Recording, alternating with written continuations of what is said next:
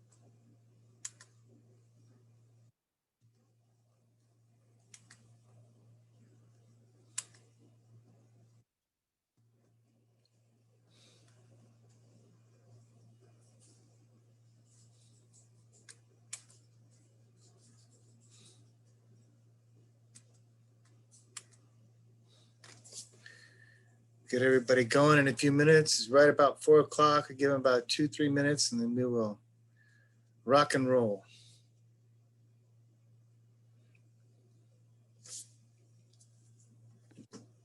Steve, I have a question on the journal rubric. Okay, so it says reflection relates to the monthly questions. Now the monthly questions, I thought those were kind of like a guide. Yes. Yes. There ought to be a question or two in there that pertains to what you're doing, but did you find no questions? No, yeah, no, there are, but I just want to make sure, like, what if perhaps, like, by chance, what if it's not on there at all? Like, I can't imagine it's not, but the readers probably will ask, how are you responding to the reflection questions on the journal? But yeah, we do emphasize that it's a guide, so not every question is going to be asked or answered. yeah, because when my person and I meet, I mean, we just like get right into it and we're just, talking about students and behavior and like everything. And then afterwards, it's like, oh, wait, let's check the questions to see if we need to cover any of that. That's good. Yeah, you should probably do that before your meeting starts. Okay. Yeah. Plan that out a little bit. Okay. We're trying really hard to adjust the questions for long distance learning. And we're also, we've worked hard to differentiate between the SPED classes and general ed classes, but there's still some cross-pollination there. And we've also tried to make the questions fit the month. So I think in the October guide, there's questions about Halloween and celebrating holidays and how are we going to do all that. And in December, we'll ask, have you gone to the dentist? Because we want to start the going to the dentist this year so that their deductibles go down. I think in November we asked, have you started your retirement plan? Have you done a savings plan? Are you getting automatic deductions? Things for your, not everything has to do with the classroom, but helping them just kind of survive being a teacher. So there should be something on there that pertains to your little guy. Thank you.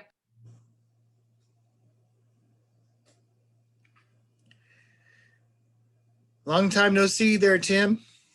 I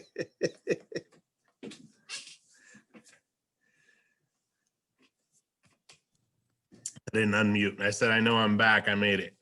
Yay. I think we'll go about an hour and a half. And I want to make sure that you guys, or at least I do, get home in time for the baseball game. So we watch the Dodgers, Clayton Kershaw's pitching, and we've got to make sure that we maintain our priorities around here.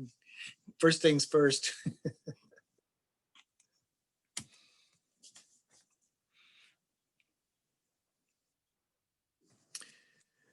All right, I am going to share my screen.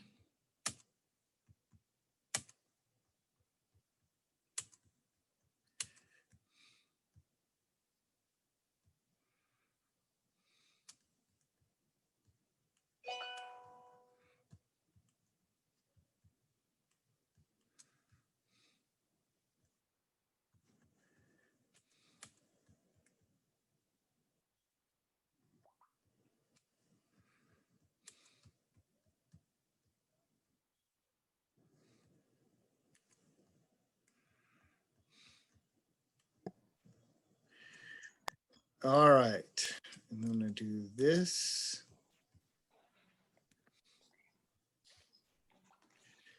So I want to really protect your time, and I'm going to do something that I would never do if you drove all the way out here.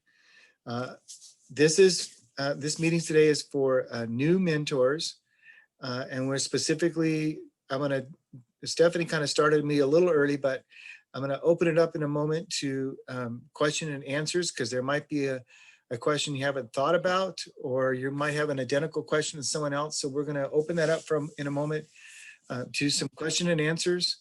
And then we're going to be talking about making observations. And so if you are not a new mentor, or you have a little bit of experience there and you feel like I got observations down, I don't need any help there, you are welcome to log out. I don't want to waste your time. But if you feel like we're going to dive into something that you really need to hear, then we'll, of course, love to have you stay. So just want to honor your time, because by raising your hands, how many of you are like way stressed? Right? I have to confess that the last 3 months been the second most stressful I've experienced in this job. The first is when we went through accreditation, which is kind of like a WASC accreditation for our program. And my mom was in the hospital and ICU and all kinds. That was a crazy time.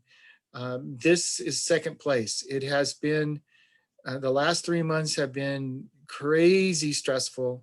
The only benefit is that most of my meetings are over in time that I'm getting home for dinner and I'm actually seeing my family. But oh my gosh, it's been, I'm staring at this stupid computer all day. I miss getting in the car and driving and seeing y'all, and going to campuses and seeing kids, and crazy time.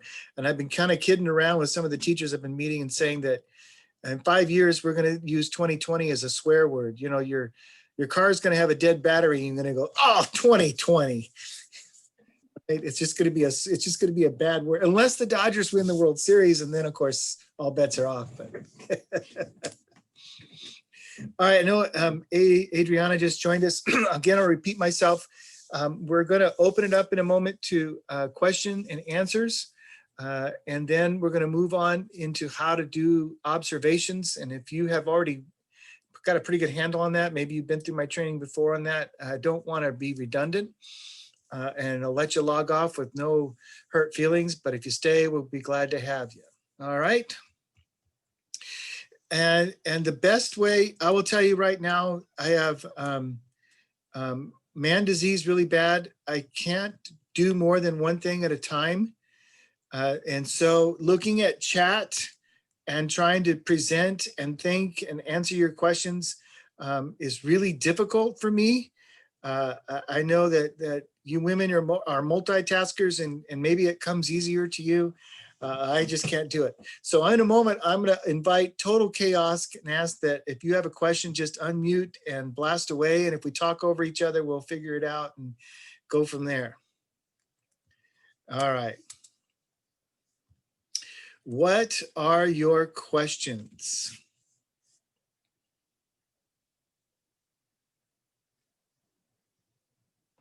I guess I'll go first. The rubric that you sent us, am I supposed to look at my my induction candidate's journal and grade it according to the rubric, or is that something that she's supposed to do as more of a self-assessment? Neither of you are supposed to grade it. That's just to give you an idea of what's expected. But she is supposed to share it with you for two reasons. One, it gives you insight into what they're thinking. And two, it's a layer of accountability so that you can nudge your candidate to say, hey, this is due. Where is it? And they're going to go, oh crap, I haven't done it. So let me get it done real quick. What we're trying to do is get teachers to turn stuff in on time, because it's been a chronic problem in the last 3 years. It's ironic that teachers who demand their students turn things in on time don't.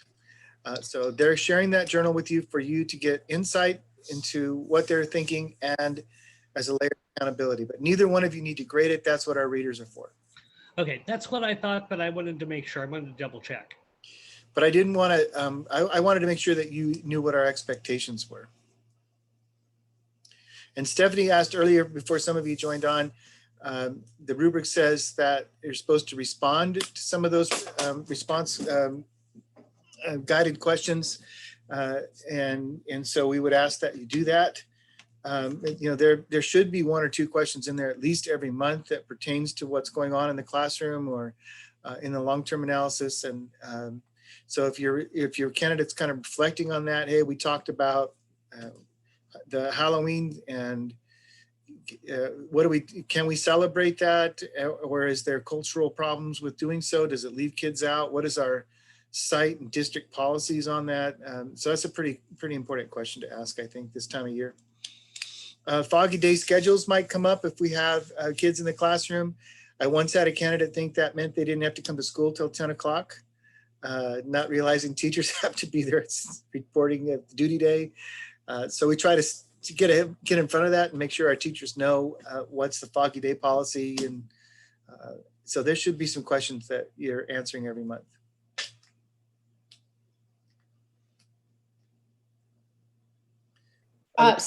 Yes. So would we mention that in our collaboration journal as well? Yes, but it's just a bullet point on your end. I don't need the elaboration.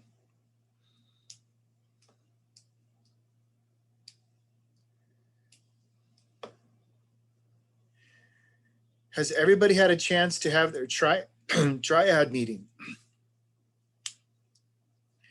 Can some of you share how that's going? I'm very curious to find out how this is working.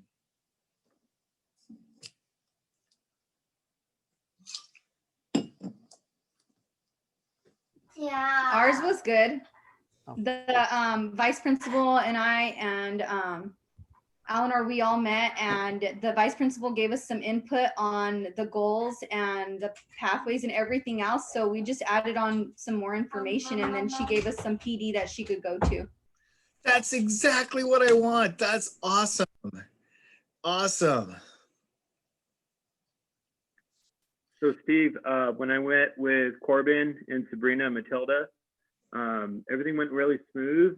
I know that Sabrina was mentioning that Corbin should align her goals kind of with the Addendum G goals. And we're kind of talking about how we can kind of make that easier so she doesn't do as much work. Everything that she's doing for the induction program is transferable into her Addendum G observation. So it worked out really well. Corbin adjusted and we kind of went from there. But And yeah. we do, in fact, Sabrina did call me and ask me that very question.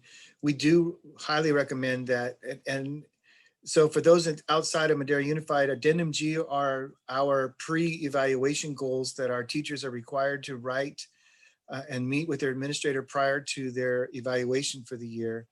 And theoretically, they're supposed to be working on those goals, and that's what they're being evaluated on.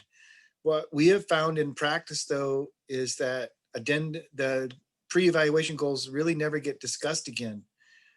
But we know they're being discussed in induction because that's the point of what we're doing is working on those goals.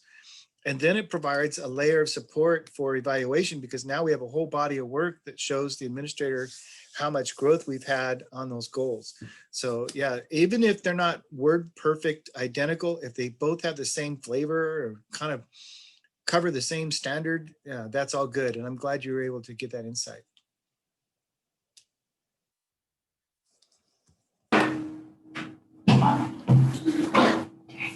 I'm so late to this game. Where do I find the forms that I'm supposed to be working on with my person? In your mentor classroom, are you in the mentor classroom for Google? Yeah, I was able to join that. Okay, so the reflective questions are in there. Your collaboration log is in there. There's an MOU that I need you to sign, and I think that's the only assignment that I'm going to make you do in that classroom. The ILP that we're discussing has a new signature line at the bottom. So there's a place for your administrator to sign, you to sign, and your induction candidate to sign. And the tricky part is this: I'm actually asking for 2 documents to be submitted for the one assignment. One of them is the Google Doc. And when you're working on it in the classroom, there's actually a button on the very top right that says turn in. So you turn that in, and that's the Google Doc. But I also need the document printed and then with a wet signature from the administrator and the induction candidate and the mentor. And then once it's signed, it needs to be scanned and added. There's an add button in the assignment, like an email attachment. So there should actually be 2 versions of the same thing. And the reason we need the Google Doc is because we're going to continue to use the ILP on the Google Doc moving forward. So at the end of this month is the pathways and outcomes that's going to be written on the very same Google Doc. So we're asking our teachers to click file, make a copy, and then put in their pathways and outcomes and move it forward to the next assignment. But once the PDF is signed, it's frozen in concrete and can't be changed. It'll just sit there in that assignment box. Does that make sense? Yes. Can that PDF be signed electronically? I would prefer a wet signature in this one. And so if you just email it to everybody, let them print it and sign it and scan it, that would be the best way. Okay. If you can't have a in-person 2-minute conversation. Okay. We're the collaboration logs are coming in, and that question has come up this year, especially from Madera Unified people, because we use grant money to pay for it. This year, we would prefer a wet signature on the collab log, but if you can't get it done, electronic signature this year will be acceptable. That would be the only time that we're making that exception, that you could type in somebody's name on the collab log. If you can't meet in person and have somebody sign it and upload it and scan it or fax it. But on the ILP, we really want a signature. We really want, what I wanted is an assurance that this meeting has taken place, and that somebody didn't say, oh, we had the Addendum G meeting, that's good enough, I'll just write their name on there. I really want to kind of hold a line in the sand to get a wet signature on that to assure that the meeting took place. Just clear. We have Cami where we can write a signature on it on our computer, and it's not a typed name. But you're saying you still want the paper printed and signed. Is that right? I guess I'm old school. Okay. Yes. Okay. All right, that's fine. Yeah, I understand what you're saying, because what I did one time was I signed a piece of paper and scanned it into my computer with blue ink. And then I can place that signature on letters, or I can place that signature on PDFs, because there's a signature box and it is my actual signature, but I did it with the computer instead of the pen. But to the naked eye, you wouldn't really know the difference. So if you did something like that, then I guess that would be okay. But yeah, I want to see their name on it, their handwritten penmanship name. Thank you. You're welcome. So Steve, just to be perfectly clear, all we have to do is type in their name and our name for the journals for this year. Get the vocabulary right, Eric. It would be the collaboration log. Collaboration log, sorry, yeah, Yeah, you'll confuse everybody. sorry. So on the Journals have- collab log, just type in my name and her name and send her a copy. Correct. This year only. Okay, thank you. And yeah, because journals, we don't ever sign the journal. So Teresa, was your question answered sufficiently? Do you have a follow-up? I am going to be relying on my colleague in this meeting to guide me through. All right, I can also meet with you separately and share my screen and go through it step by step if you need to. That might have to be an option for me, sorry. No worries. That's why I'm here. I want to help.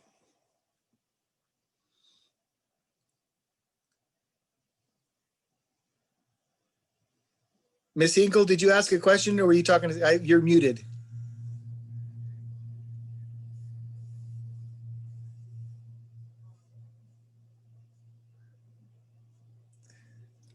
Usually my space bar unmutes me and it didn't. Sorry.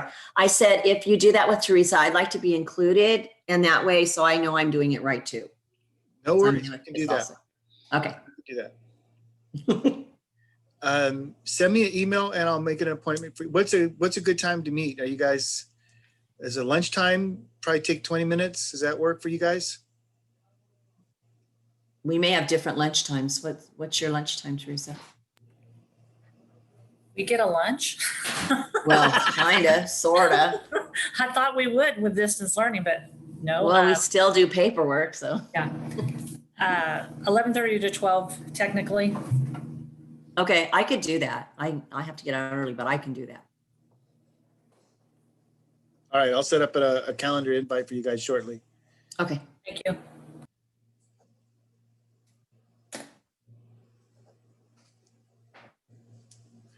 Other questions? How often should we check the Google Classroom? Is there a standard, you want us to do it daily, weekly? It should be generating an email every time I put something new in there. So I recently dropped the October collaboration logs and reflection questions in there, and that should have generated an email. And if I have an announcement that I throw in the classroom, it also should put an email in there. So it should alert you. Did it do that? I did not get one. I had No? to go back. I had to go back and look for it today. Okay. And my name was just added to the email list this afternoon, so I wouldn't have gotten anything else. Were you in the, are you in my classroom? I am, yeah, but for some reason, my name wasn't on the list, but I'm assuming that I'll be getting things from here on out. Okay. Teresa, real quick, it helped me to go into the classroom and then watch some of the pre-recorded or the recorded Zooms that were done prior to us joining.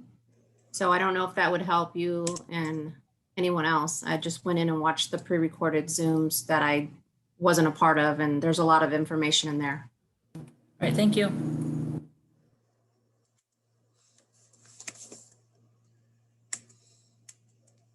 And we're recording this one too. So if you had to leave early or something like that, we'll drop it in the classroom.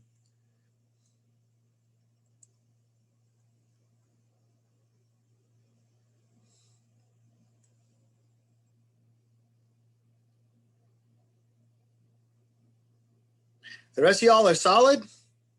No questions? Good to go? Let's talk about observations. Oops.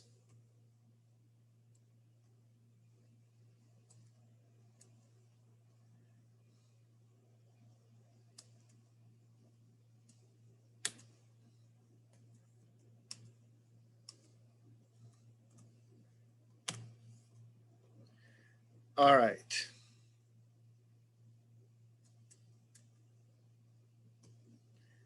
Do it this way. What are the skills and attitudes an effective teacher might bring to the observation discussion to facilitate continuous learning by the induction candidate? Whoops.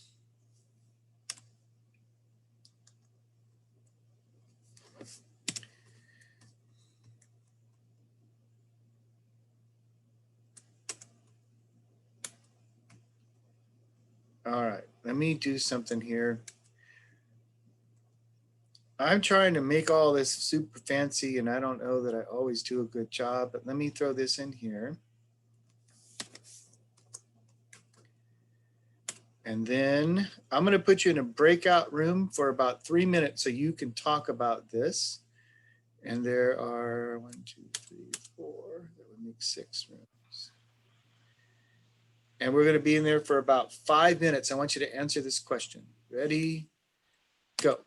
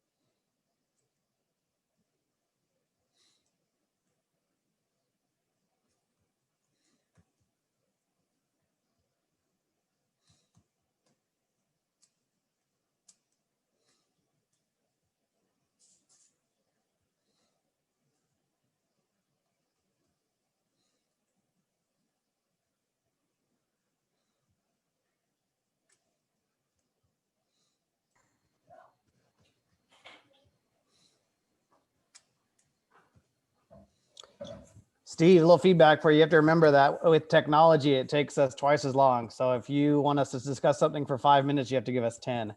Now, we talked for about 30 seconds because by the time Oh, everybody no. figured it out, just telling you, it's something we all learned this year. Everything is ×2, everything. All right, I can do that. Let's see.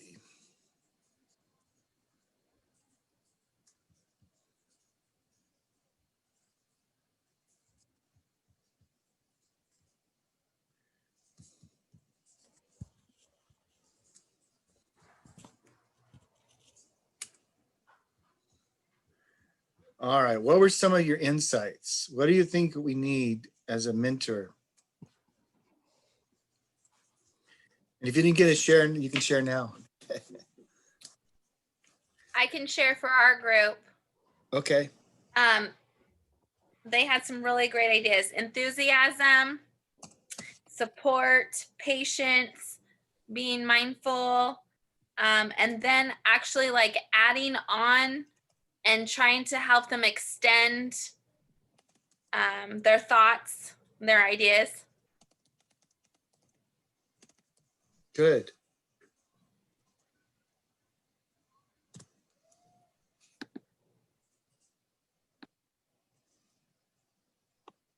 I can share something.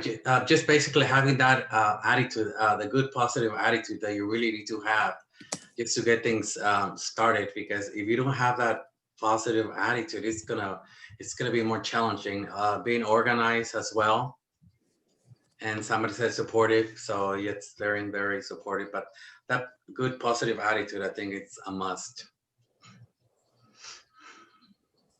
Good.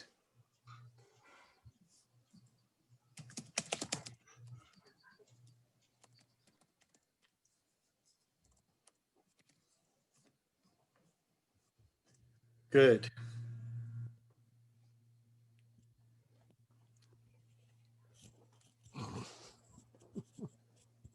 All right.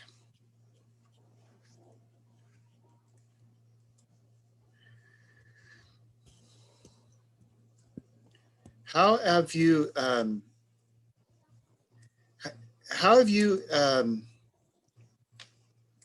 we'll come back to that in just a second. How do you guys approach being observed? What is your thoughts on what did you like and what did you not like about your being observed by somebody else?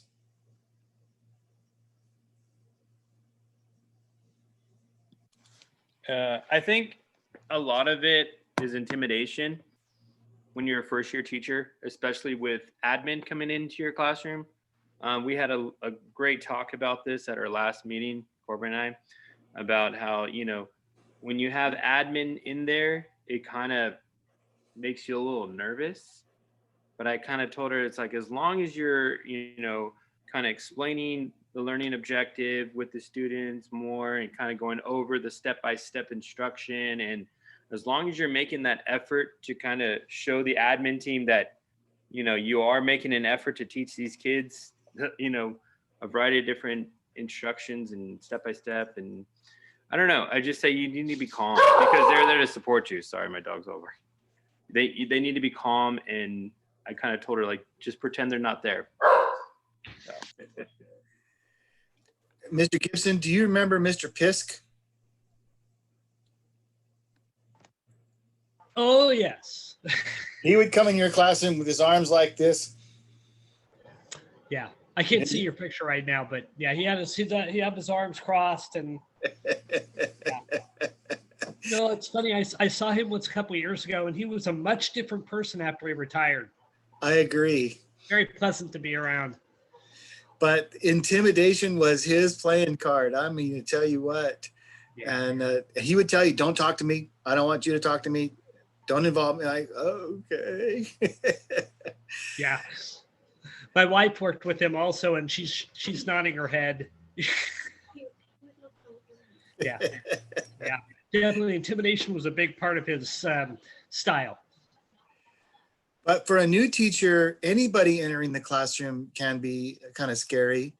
And I had to learn something the hard way. I don't think of myself as an intimidating person. That's usually not a card that I play. But my title can cause people to be intimidated. And like, I didn't know that, you know. And I didn't really understand that until I was the principal for summer school. And I would walk into a classroom, and these are people I knew for a long time, and all of a sudden they were getting nervous. I'm like, what the heck's going on? I'm not the person you need to be afraid of. And just your title alone. And so even you entering their classroom can cause them to be a little nervous, right? All right. What did you like about being observed? I liked the quick feedback. One thing I did not like is when admin would come in and observe, but they wouldn't say anything afterwards. It's like, well, do I need to improve anything, or do I need to work on anything, and they didn't leave any notes or anything. And that makes you almost feel worse, like, oh my gosh, what are you thinking? You're too afraid to tell me, or okay. So definitely feedback is important, even if it's not always if the way we approach it is about constructive feedback versus negative feedback, it can be well received. Good. What else?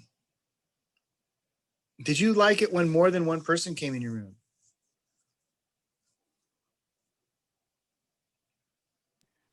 I liked having different admin come in to observe. So it's not just the same one over and over. It's a variety of different admin team coming in through. And I also like how they start off with the positives of what we were doing, and then they kind of give you that constructive criticism about some things that you can improve to become a better teacher. And it's in the way they write it, it's a way that it's, not so, I don't know how to explain that. Like, you know what I mean? Not so negative. Right. They weren't beating you up. They were coaching you up. And there's a difference between being beaten up and coaching up. Okay. What about this? Would you like 1 or 2 things to work on, or 15 or 18 things to work on? All right. So one of the things that we tend to do is in an attempt to be really super helpful. We may overdo it and overwhelm somebody with too many suggestions.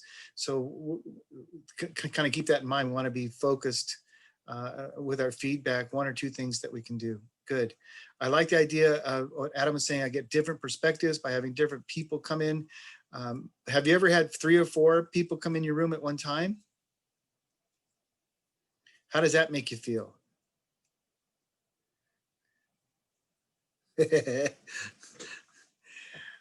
I was teaching the California High School Exit Exam Casey class for juniors and seniors. These are kids that hadn't passed the exam.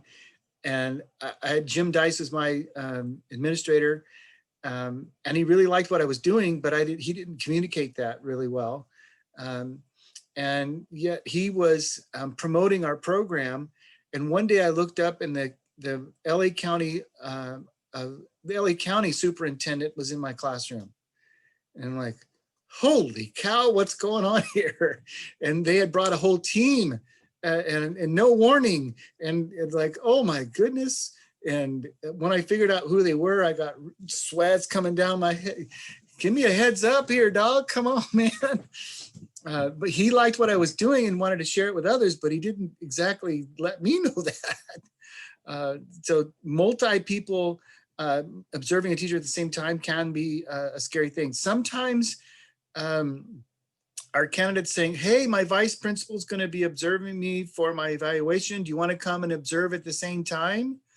And we're going to say no.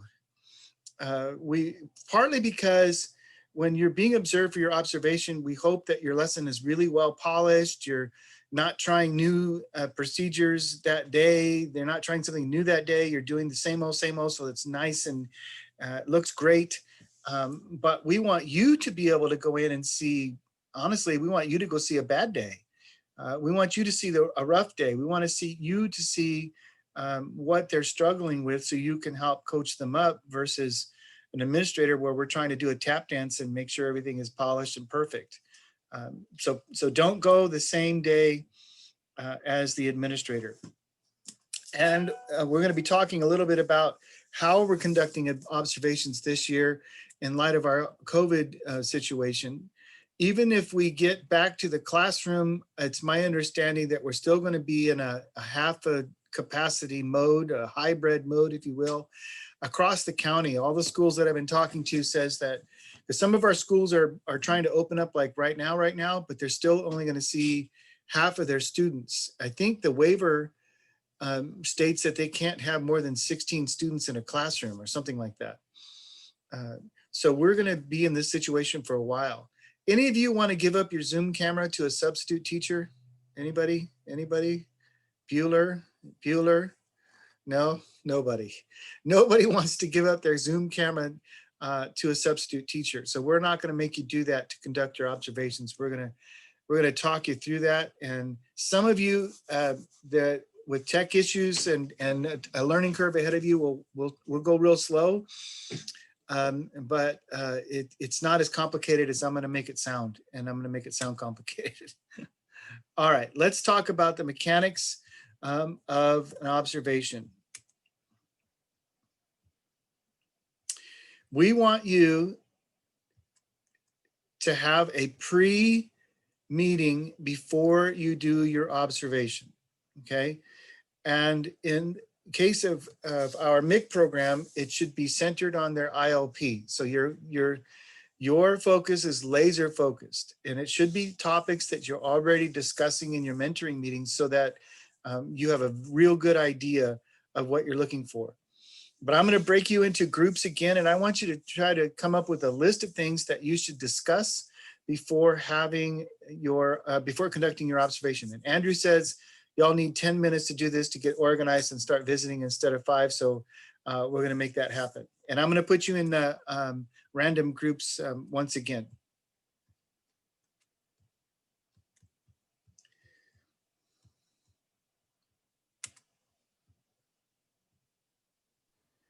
All right, here we go.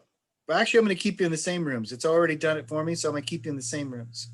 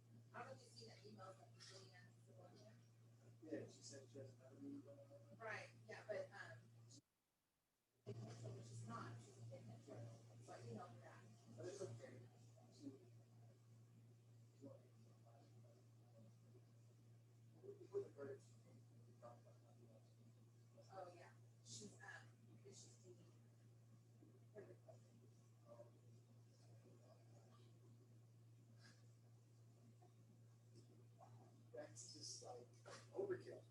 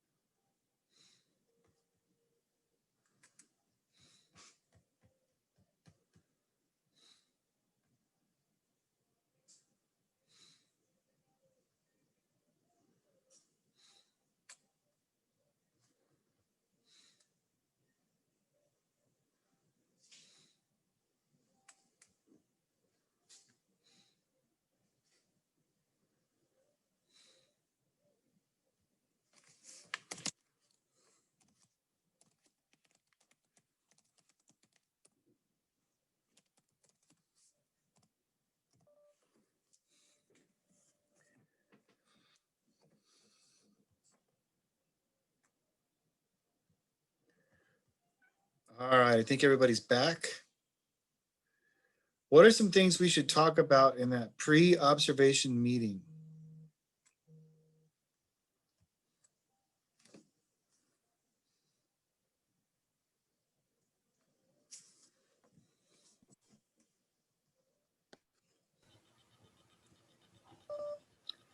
How are you? How are you feel like you're holding up? What do you feel you're getting better at? And for me, one of the questions I've always appreciated is which student should I be paying really close attention to? Which one are you worried about? Or which one do you feel is really getting it? Just which student would you like me, if you would like me to focus on a student that you're struggling trying to connect with, and maybe I can see something that can help you. Good. Good.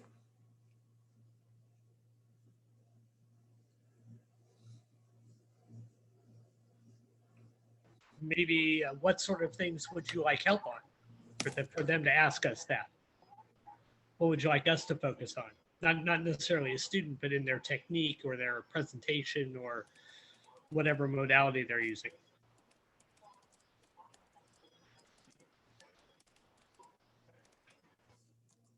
Good. How about a lesson plan? Goals, objectives, methodology.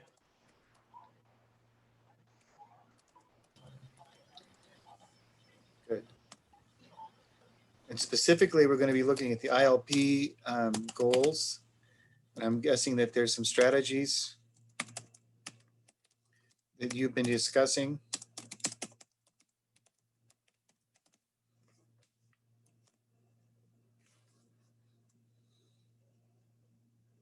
Okay, let's talk about the mechanics for just a second here.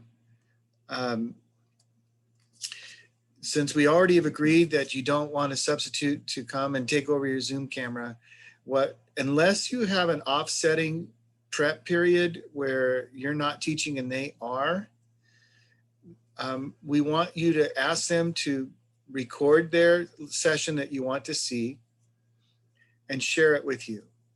And the mechanics of sharing with you involve a couple of steps. The first is that wherever the video is stored, it has to be copied or stored on a Google Drive. And then once it's in Google Drive, you have to share it with the person that you want to see it. You can't email a video because it's too big.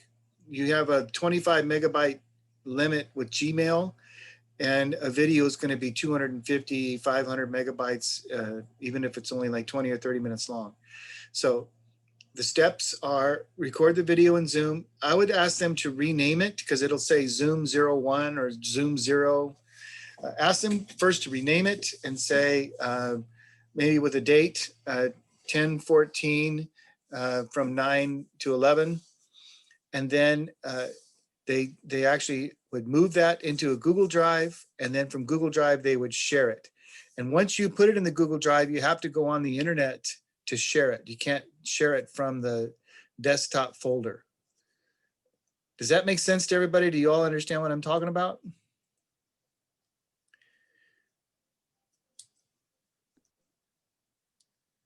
Stephanie's looking at me like, what? I think maybe well, my person's like a techie person, so she'll probably know what to do. Okay. Steve, my teachers actually emailed them to me. They did email it to you? Yeah, and it came for fine. The third one actually shared it from her Google Drive. Okay. So I can confuse you with the facts and make this as difficult as possible. It is also possible to take the Zoom and upload it into YouTube and then share the YouTube link with your teacher. So that is another way around having to use the Google portion of it. So that's another option. Lawrence is all, what the heck? I don't even know what you're talking about, man. I'm just gonna go to their class. Any questions about that? how to share a Zoom? I'm just gonna make it work where I go watch her real time. I can show you how to do that too when we meet. Hey, Steve, I was trying to share my Zoom with my teacher, and I was having a hard time as well because the file was too big. And so I had my IT guy come out. I put a ticket in, and Teresa will know what that means. He came out and then he showed me how to send it through Matters, our matters.org account. So I was able to email it, but I had to be in the same, I don't know if it's domain or network as my teacher. And And that's so I with sent the- it to her that way, and then she confirmed that she was able to open it because we can't just do it through our regular email. No, that, and you're with McSauce, right? Yes. Yeah. So there's multiple ways to do it, but the advantage is now that instead of having to observe it in real time, you could observe it at 8 o'clock or 9 o'clock at night. You know, it doesn't have to be done right then on the spot. But what another option could be that both of you review it or watch it at the same time. And then you could pause, you could ask a question, you could say, what are you thinking here? How did you make that adjustment? So that's another advantage of recording and reviewing it. You could do that at the same time. All right, let's go back to this though. What are some other thoughts you had about pre-questions in that meeting? Anything we didn't list here that you talked about in your breakout rooms? I think we stress that we're not evaluating them like when an admin, just to let them know that from the start. That's a great point. So we are just going to offer a reflection, not a judgment. And that's critical. So when we're observing, the temptation might be that you're watching just like today, and I'm going to pick on Cynthia Reyes for a second and say, so let's say that Cynthia's got her head down, right? I might write in my reflection of the observation, Cynthia is off task and goofing around. She's got her head down, right? That may or may not be the case. All I can really state is Cynthia's head is down. What may be occurring is Cynthia's sick, but she didn't have any choice but to be there, or she's taken a time out because she already answered whatever. There may be other reasons why Cynthia's head is down. All we would say is, I noticed that Cynthia's head is down. Now, I did watch a PE class the other day, and it was hilarious. And they were little guys, first graders, and some of them were all into it. They were doing a kickboxing routine and doing their thing. And then about two of them, they were out. They were like, it's nap time, and engagement is tough. And I don't know if it's harder for high school kids or for kindergarten kids, but it's tough all over.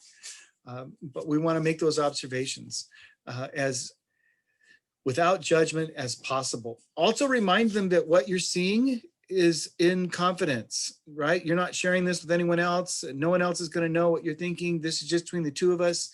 And you could even describe your job as saying, I am just going to be a mirror and let you see yourself through what I see. And hopefully that will mitigate some of the idea that you're there to evaluate. And Steve, we're supposed to erase the recordings after we observe them, right? After we watch them. That's correct. So thank you for reminding me. So we do want to delete them after you've observed them and you made your comments.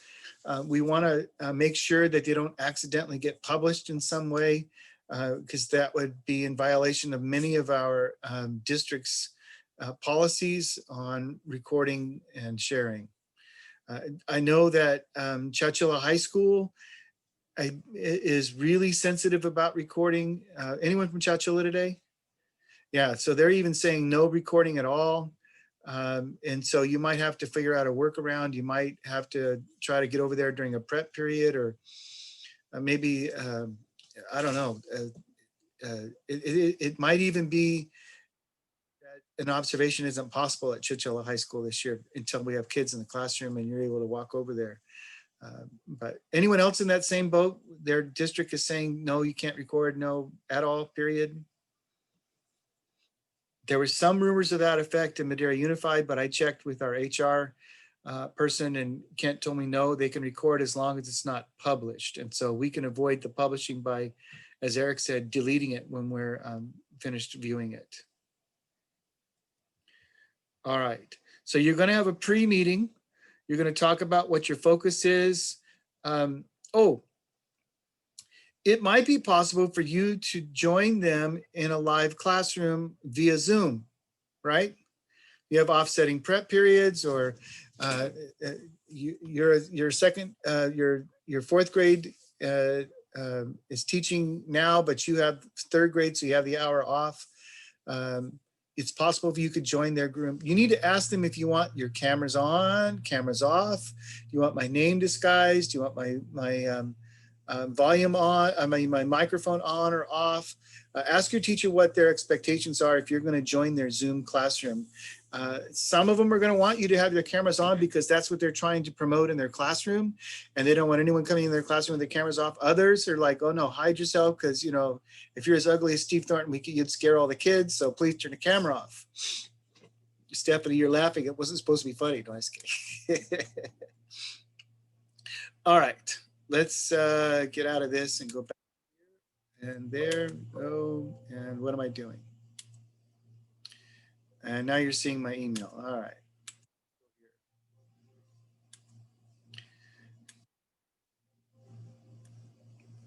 What's going on?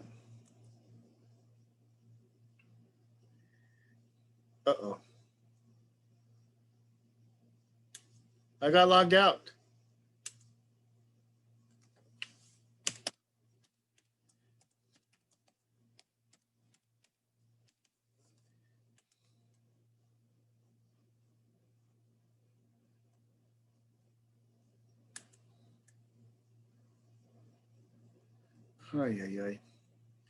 My I never had that happen before. My PowerPoint logged me out. I had to log back in.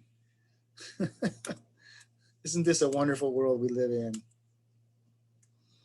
All right, I think we're ready to go back to present. All right, your role.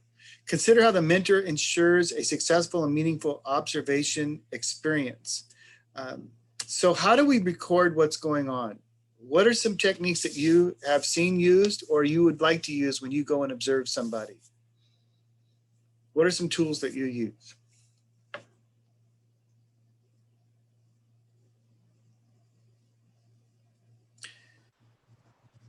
Steve, I'm not seeing PowerPoint. Am I the only one? No, it's a blank screen. Yeah, I can't see it either. I can't either.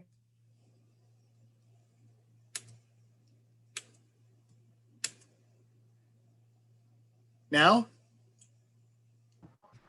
No, it says Steve started screen sharing. Isn't this a fun world we live in? All right, so once again, I'll ask, what tools do you use to record your observations? And so go ahead and talk that out and we'll listen to you, and I'm gonna try to fix this other problem. Wow.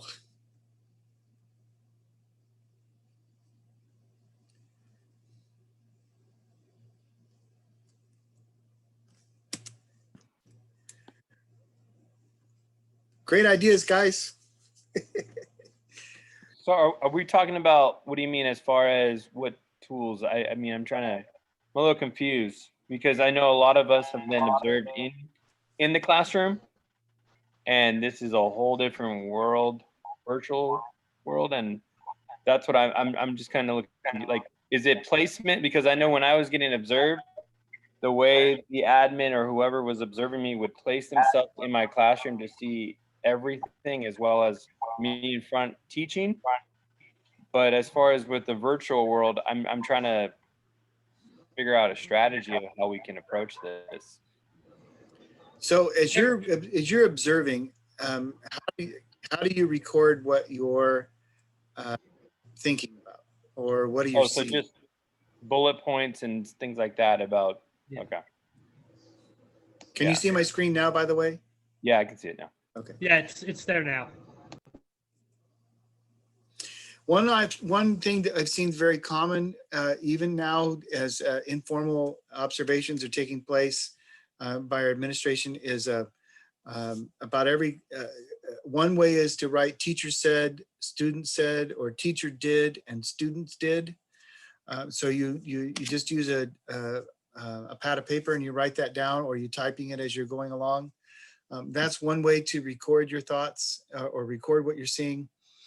Another is to talk about teacher movements and student movement. A third way is to every 5 minutes, you just write down what's happening. I've seen, it depending on your focus, question and answers. So you can track the teacher asked this question and these students responded, and then maybe you're checking to see if all the students respond or if only 4 students respond all the time. And so those are some of the ideas about recording your observations as you're actually kind of watching it. And it translates well if you actually get into the classroom in the spring, you can continue to use that kind of a tool. Another is just to kind of just jot notes as you're going down things that you're seeing as it relates to the ILP goals. Does that make sense, Adam? Yeah, that makes sense. And that's exactly what I was trying to confuse. I was a little confused about, but now that you said that, when I review the observation that were made on me, that's exactly what I see. Teacher did this, students did this, you know, blah, blah, you know, a learning objective was present, blah, blah, you know, just things like that, little notes. But yeah, that makes sense. Thank you. Exactly. Exactly. Hey, Steve, for the special ed people, I might also put in how I'm utilizing or how they are utilizing their IAs during instruction, because I think that's important too. Great answer. Steve, also, I did an observation a while back where a teacher called on a specific student during the Zoom lesson and the student didn't answer. So I made a little note of that and asked them, is there some reason why the student didn't answer? It's kind of like when you were talking about that girl who had her head down. All you can really write down is that the student had her head down. So I went and specifically asked him about this student, and he said, you know, I picked his name at random. He actually has in his 504 that he doesn't like speaking in public. So I give him the opportunity, but then I move on if he doesn't answer. So there may be some things where we are likely to jump to conclusions where we should probably be asking questions instead. Exactly. Exactly why I pointed. And I'm even thinking of, boy, that one option might be for that student, he always replies in chat instead of out loud or something like that. But yeah, perfect comment. That's exactly what we're talking about. Hey, Steve, I have a quick question. By the time we do our observation, are the teachers required to have their 3 focus students? That should by now, because they should let us know who the focus students are and whether, you know, they're SPED or English language learner, or, you know, and if there's accommodations that they're trying to implement, or that's a conversation we should have prior to observing them. Exactly. Great point, Adam. Mm-hmm. You should know who their focus students are ahead of time. Yeah, yeah, hopefully you're not surprised when you walk in there. You go, oh, now I get it. Good point. All right, so you have the pre-meeting, you conduct the observation, and you have shared, and we talked about that already. One thought I'd have about, and it's a little easier now actually, when you're focusing on your observations, the temptation is to look at the teacher and think about what the teacher's doing. I would like you to try to think of what are the students doing. So maybe even looking at them first. What are the students doing? What are they producing? I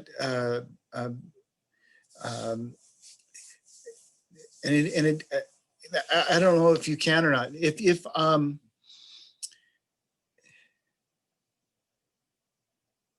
If a teacher had breakout rooms and you were observing, would you be able to see that?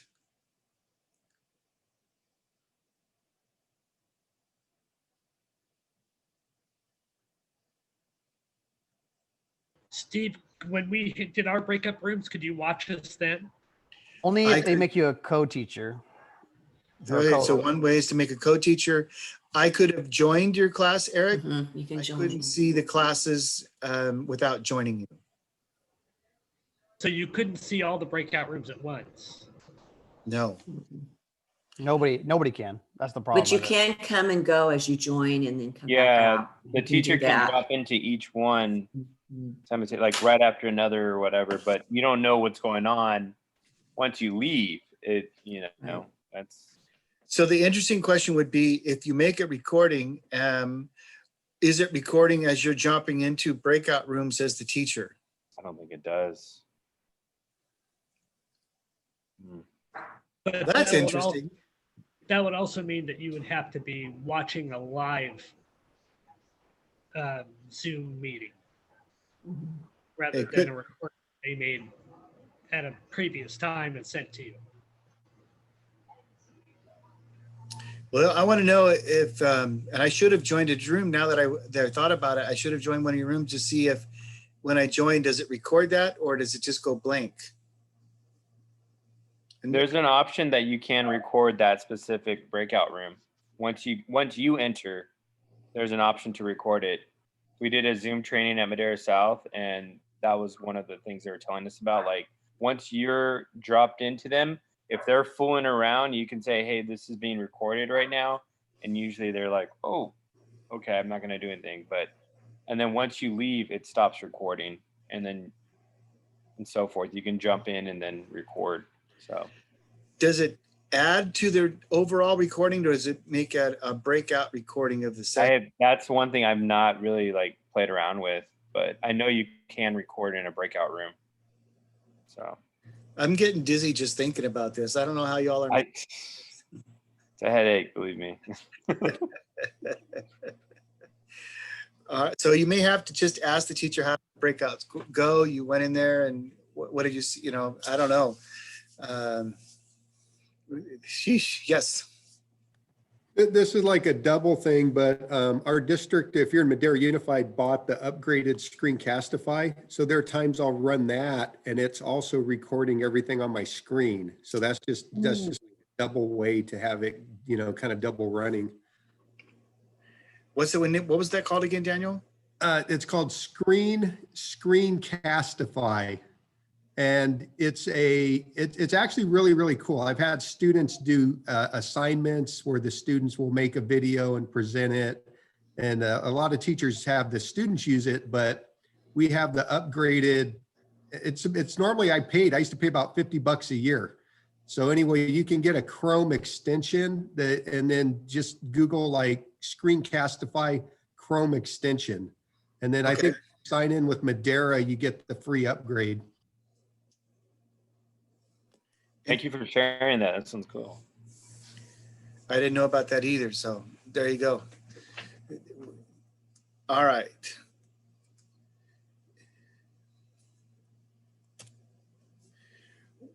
Once you have done your observation and you've compiled your notes, then you're going to have a post meeting about your observation. So you're going to sit down and talk about these things that you've seen. We've talked about the need to have some positive things first, and then a few things that we could grow on.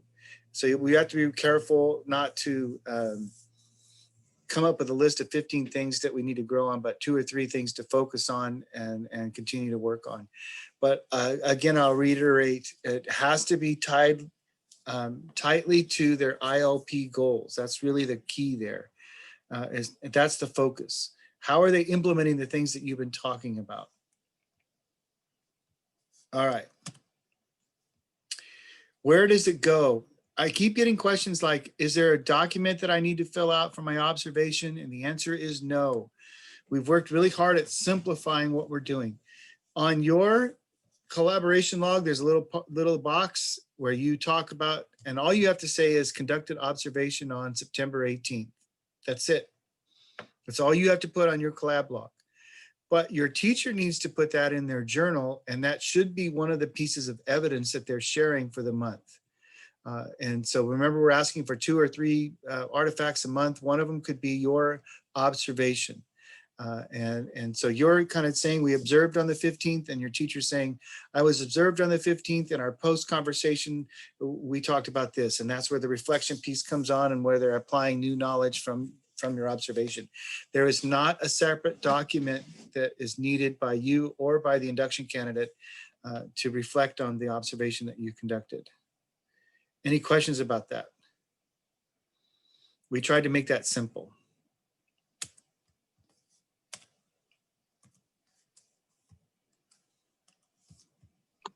And Steve, remind me, it's 2 observations per semester? Yes. Yes.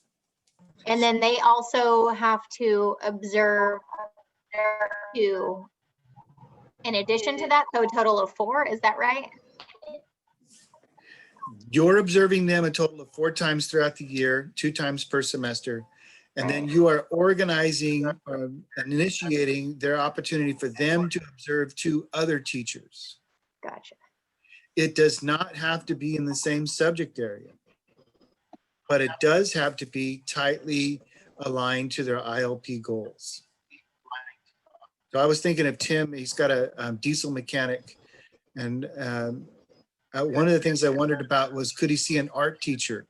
An art teacher has to get out supplies and have to, all these procedures that they're in place. Is that similar to getting out tools? And how does that help run the classroom? So in Tim's case, he could have his candidate look at an art teacher, for instance, that may have some cross-pollination on the procedures and policies for his classroom. So, and you know, we have a unique situation here this year. It doesn't, since we're not traveling and not even really getting out of school for subs, you could ask teachers from outside of Madera County to record a session for your teacher to observe. The other thought that I have, and I don't see the yes. No, Yes. that's good. Go ahead. The other thought I had, If we've already done an observation, I did an observation 2 weeks ago. Should I just kind of ignore that one and do another one with these guidelines? Because they didn't even have their ILP goals picked out yet. you're breaking up, but I think I heard what you lost asked me. is, I did an observation before we wrote the ILP. Now that I have the ILP and a focus, would it be better to do it again? And the answer is yes. Because then you can really center on what they're trying to improve their teaching on. Okay. In fact, I'm going to even tell you that because we can do this with the Okay. recordings and you can watch outside of your duty day, you might take advantage of that and actually do more observations than just the 2, right? 2 is the minimum amount. I'm not going to require more than that, but I am encouraging more than that.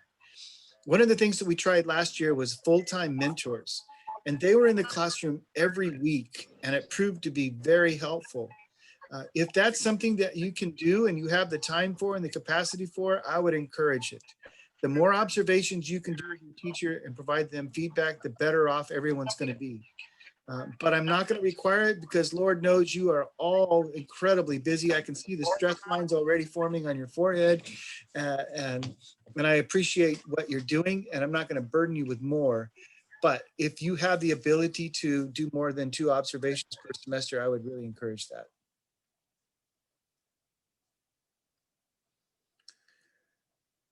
All right. Any questions about observations, ILPs, journals? What the ball game score is? Oakland won today, by the way, if anyone's curious. So they still get to play.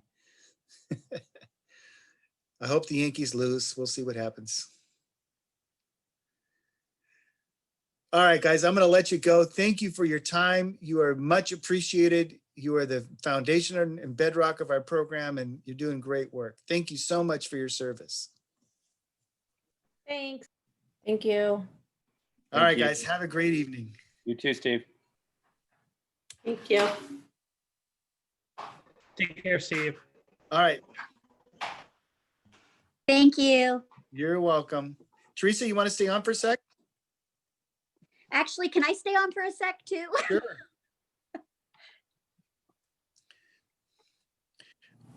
Teresa, you I had can't. some Go ahead, Leslie, go ahead. No, I'm sorry. I can't tell. I couldn't tell if everyone disappeared yet or not. Steve, I've not received anything. So I'm going to try. I've been receiving emails. I've been telling Jessica that it's not working. This is the first thing that has worked. So I'm really excited, got a lot of information.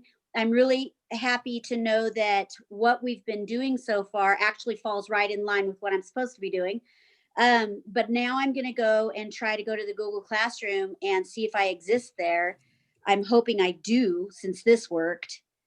But what, I know this sounds silly, but what is the Google Classroom name? Mick Mentors 220, 221. Okay, But what site are you at? I'm at River Gold. Okay. There's a really good chance that your email's not going to work unless it's a personal Gmail. Okay, it's not. So tell me your Gmail. My Gmail is lpisel, Pisel, at YosemiteUSD.org. I don't have a personal Gmail, but I can make one. All right. So that's what we're going to need is a personal Gmail. So let me do something different then. I'm pretty confident Yosemite's not one of our districts that are able to join. So let me do this. I'm going to stop recording.